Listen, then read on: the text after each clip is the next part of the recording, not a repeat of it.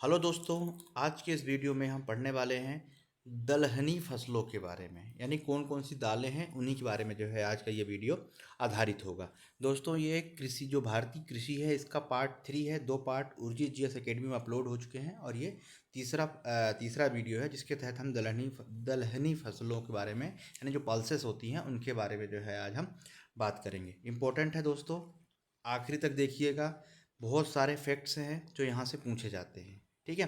और चैनल को सब्सक्राइब कीजिए, वीडियो को एक बार लाइक ज़रूर करें। तो चलिए दोस्तों, हम देख लेते हैं दलहनी फसलें और उनका महत्व, ठीक है। दोस्तों, जो दाल होती है वो हमारे जो दैनिक जीवन में है वो हर रोज़ यूज़ होती है, चाहे तुअर की दाल हो, मूंग की हो, उड़द हो, या इसके अलावा और एक आध दालें और भी हैं जैसे मटर है, चना है। इन सब दालों का जो है हम नियमित रूप पे जो है हम इस्तेमाल करते ही हैं पोषक तत्व के बारे में, ठीक है। तो इससे देखते हैं कि कौन कौन सी इसके अलावा दालें हैं, क्या महत्व है, साथ में कौन कौन से ऐसे राज्य हैं जो सर्वाधिक ये दालें वहाँ पर उत्पादित हो रही हैं, ठीक है।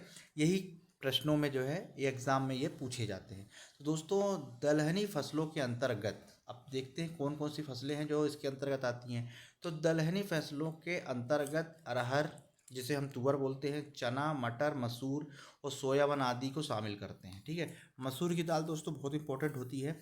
और यहाँ पर इम्पोर्टेंट एक चीज़ ये भी है कि कौन सी दाल जो है किस सीज़न में बोई जाती है, बहुत इंपॉर्टेंट है। जैसे चना है, ठीक है, अरहर है, यानी अरहर मतलब तुअर होगी, ठीक है, तुअर की दाल। तो मैं अरहर ही बोलूँगा, तुअर मान लीजिए नहीं बोलता था तो आप समझ जाएंगे कि तुअर यानी अरहर दोनों सेम है, ठीक है।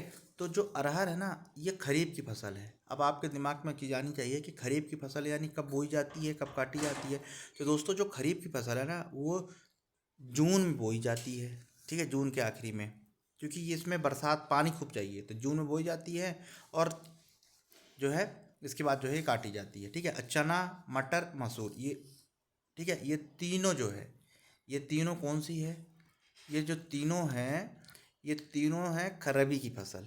यानी जो ठंड में, यानी अक्टूबर के आखिरी में या अक्टूबर बीच में जो बोई जाती हैं और तकरीबन मार्च तक में जो काट ली जाती है। और सोयाबीन बहुत इंपॉर्टेंट फसल है। मध्य प्रदेश सर्वाधिक सोयाबीन का उत्पादक राज्य है, ठीक है, ध्यान रखिएगा। और सोया स्टेट भी कहा जाता है। राष्ट्रीय सोयाबीन संस्थान कहाँ है, वो इंदौर में है। तो ये चीज़ भी जो है इंपॉर्टेंट है। तो सोयाबीन जो है खरीफ की फसल है, ठीक है। इसको बरसात के ऋतु में बोया जाता है, ठीक। सोयाबीन दोस्तों एक ऐसी फसल है, बहुत सारे प्रोडक्ट बनते हैं सोयाबीन से। एक तो तेल भी निकलता है, दाल भी तो बनती ही है, साथ में सोया बड़ी और न जाने क्या क्या, सोया बिस्किट, इसके न जाने बहुत सारे जो है चीज़ें बनती हैं और बहुत प्रोटीन जिसमें पाया जाता है, ठीक है। तो क्योंकि हम बात कर रहे थे दलहनी फसलों के बारे में, तो दलहनी फसलों के अंतर्गत अरहर, चना, मटर, मसूर और सोयाबीन आदि को शामिल किया जाता है। ये फसलें लेगुमिनेसी कुल की हैं, ये बहुत इंपॉर्टेंट है। क्या इंपॉर्टेंट है कि ये किस कुल की फसलें हैं, तो लिग्मिनेसी कुल की है। जैसे हमने ग्रेमनी पढ़ा था, ठीक है, ग्रेमनी कुल में धान यानी चावल हमने पढ़ा था। उसी प्रकार जो है ना, ये किस कुल की फसलें हैं, ये सारी जो हैं दालें लेग्मिनेसी कुल की फसलें हैं। प्रश्न में पूछा जा चुका है, एग्जाम में ना जाने कितनी बार पूछा गया है, इसलिए इस चीज़ को ध्यान रखिएगा कि लेग्मिनेसी किस कुल की फसलें कौन सी हैं। अगर इनमें से ऑप्शन है तो आप लगा सकते हैं, इसके अलावा और भी हैं, बट विशेष तौर पे ये आप इसको याद रखिएगा, ठीक है। लिग्यूमेनेसी कुल की मुख्य विशेषता यह होती है कि इनकी फसलों और जड़ों में ग्रंथियाँ पाई जाती हैं, ठीक है। जड़ों में क्या पाई जाती हैं, ग्रंथियाँ, और इन ग्रंथियों में ही राइजोबियम नामक जीवाणु जो है रहता है, ठीक है।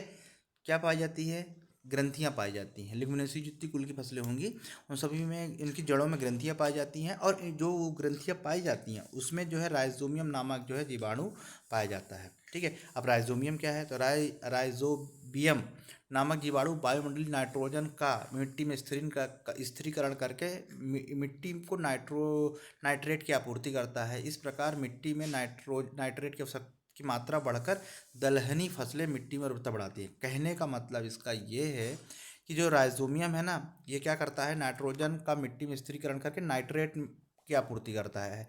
दोस्तों, यहाँ एक चीज़ इंपॉर्टेंट ये है कि जो दलहने फसलें हैं, जितनी दालें फसलें, उसमें कोई भी ऐसी खाद जिसमें नाइट्रोजन हो नहीं डाला जाता है, क्योंकि ये राइजोबियम के कारण ही, राइजोबियम जीवाणु के कारण जो है उसमें नाइट्रेट की जो है आपूर्ति होती है। इसीलिए उसमें डालने की उर्वरता को डालने की जरूरत नहीं पड़ती, ऑलरेडी उसमें उर्वरता ठीक है रहती है, इसके कारण, ठीक है।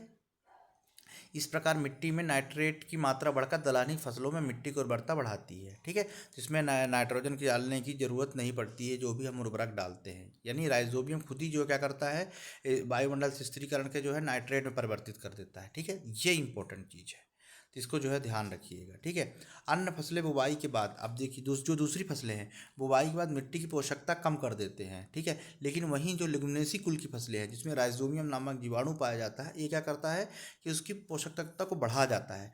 दोस्तों अक्सर हम ये देखते हैं कि जो फसलें होती हैं ना उसका रोटेशन करना चाहिए। ठीक है, रोटेशन करने से क्या होता है, उसमें गुणवत्ता बनी रहती है। अगर हम एक ही फसल को बार बार एक ही मिट्टी में बोते रहेंगे ना, तो उसकी जो उसकी पोषकता है, यानी जो उसकी उर्वरकता है, वो कम हो जाएगी। इसी कारण क्या होता है कि बस फसलों को बदल बदल बोना चाहिए। पहले अभी यहाँ पर मान लीजिए अगर दलहन बोल दिया है तो अगले सीजन दूसरा बोए, है ना। तो जो मैंने बताया था अभी मिट्टी में नाइट्रेट रहती है, वो मिट्टी दूसरी फसल के लिए इंपॉर्टेंट होगी। ठीक है, तो जैसा कि है इसमें अन्य फसलें बुवाई के बाद मिट्टी की पोषकता कम कर देते हैं, किंतु दलहनी फसलें की बुवाई के बाद मिट्टी की गुणवत्ता बनाए रखता है। ठीक है, और दलहनी फसलों की जड़ों में जो जीवाणु यानी राइजोबियम जो पाया जाता है, वो नाइट्रेट में परिवर्तित कर देता है, और उसमें जो है मिट्टी इन सब के लिए बहुत ही आवश्यक होता है। ठीक है, दलहनी फसलों में यूरिया, ठीक है, दलहनी फसलों में यूरिया नाइट्रेट का अलग से प्रयोग नहीं करना पड़ता। क्यों नहीं करना पड़ता?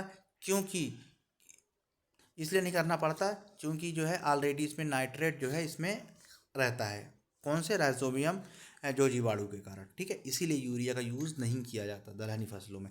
जैसा कि मैंने अभी बताया था कि जो फसलों का रोटेशन है वो बहुत ज़रूरी है। ठीक है, अभी इस बार दूसरी फसल बोई है तो अगली बार उसमें दूसरी फसल बोया जाए, जिससे कि क्या है, पोषक तत्व बने रहें, ना कि वही फसल बो के उसकी पोषकता जो है कम नहीं होनी चाहिए।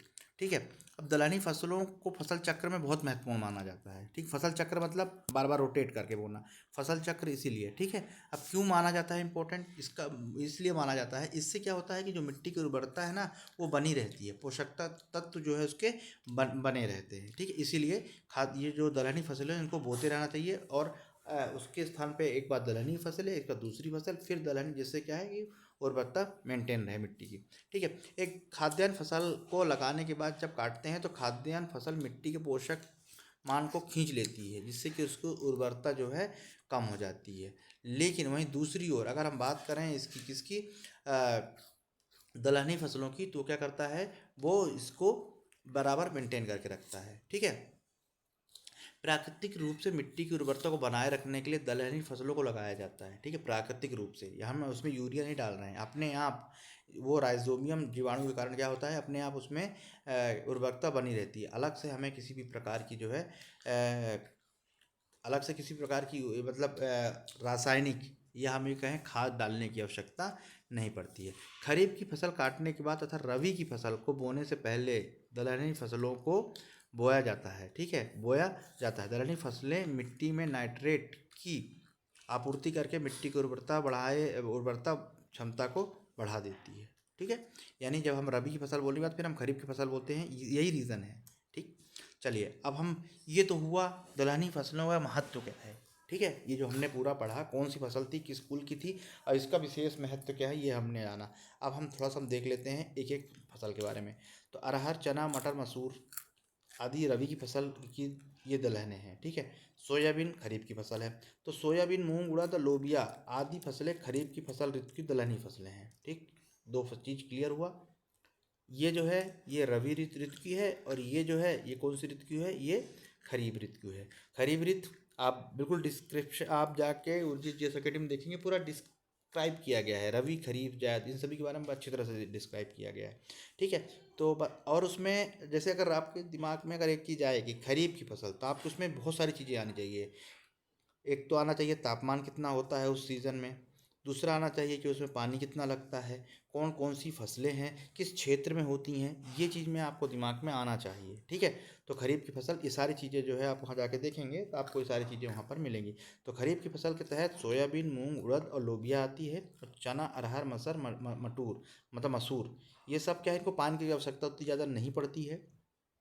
लेकिन क्या होता है, इनको ठंडक, शीतोष्ण, इनको ठंडक चाहिए। ये उष्ण कटिबंधीय क्षेत्र में होता है, ये शीतोष्ण में होता है। ठीक है, तो ये चीज़ें हैं। आगे देखते हैं, जिन क्षेत्रों में सिंचाई सुविधा होती है वहाँ पर सोयाबीन, मूंग, उड़द, जायद फसल ऋतु में भी जो है उगाया जाता है। जायद फसल वो ऋतु होती है जो ग्रीष्म ऋतु में, यानी अगर पानी की सुविधा उपलब्ध है तो ये फसलें भी जो है उगाई जाती है। ठीक है, जायद में भी उगाया जाता है। जायद क्या होता है, जहाँ वह ऋतु जो खरीफ और रबी के बाद आती है, यानी मार्च से स्टार्ट होती है, मार्च अप्रैल से, और ये जून तक चलती है।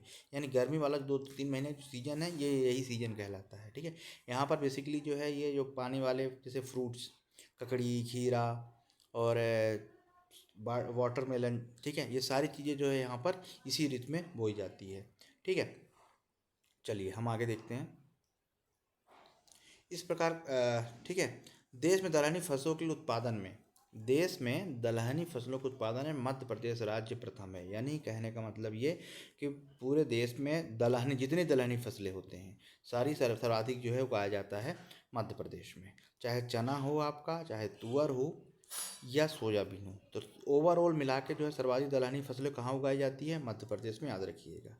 ठीक है, दलहन फसल उत्पादन में राज्यवार स्थान कौन, राजस्थान प्रथम स्थान जो है मध्य प्रदेश का है। ठीक, ये चीज़ याद रखिएगा, यही पूछा जाता है। सर्वाधिक गेहूँ, सर्वाधिक दलहन, सर्वाधिक तिलहन, तो ये चीज़ें आपको पता होनी चाहिए। ठीक है, भारत में सोयाबीन का सर्वाधिक उत्पादन मध्य प्रदेश में होता है, इसलिए मध्य प्रदेश को सोया स्टेट भी कहा जाता है या सोया प्रदेश कहा जाता है। दोस्तों, मध्य प्रदेश के बहुत सारे निक नेम हैं, हर राज्य के होंगे लेकिन मध्य प्रदेश के सर्वाधिक हैं। इसको टाइगर स्टेट कहा जाता है, नदियों को मायका कहा जाता है, सोया प्रदेश कहा जाता है, हृदय प्रदेश कहा जाता है, आदिवासियों का प्रदेश, मतलब ऐसे बहुत सारी चीज़ें हैं, यानी विविधताओं से भरा पड़ा है मध्य प्रदेश।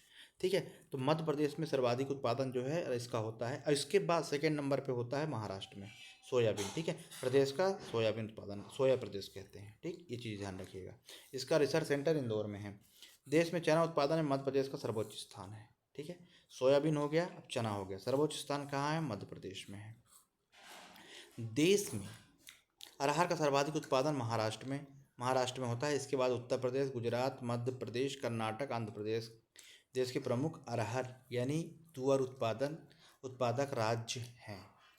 ठीक है, तुअर उत्पादक राज्य हैं। ठीक है, मध्य प्रदेश में भी काफ़ी होती है, लेकिन सर्वाधिक जगह देखा जाए तो पूरा जो है महाराष्ट्र है तुअर। लेकिन ओवरऑल सारी दलहन फसलों सर्वाधिक का उत्पादन मध्य प्रदेश में होता है। ठीक है, पर्टिकुलर अगर हम एक की बात करेंगे तुअर की या अरहर की तो महाराष्ट्र में, इसके बाद उत्तर प्रदेश, गुजरात, मध्य प्रदेश। ठीक है, मसूर के उत्पादन में उत्तर प्रदेश प्रथम स्थान है। ठीक है, इसके बाद मध्य प्रदेश का नंबर आता है।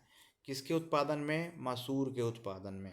ठीक है, मसूर जो है रबी की फसल है, ज़्यादा पानी की ज़रूरत नहीं पड़ती है, बहुत महत्वपूर्ण दाल है।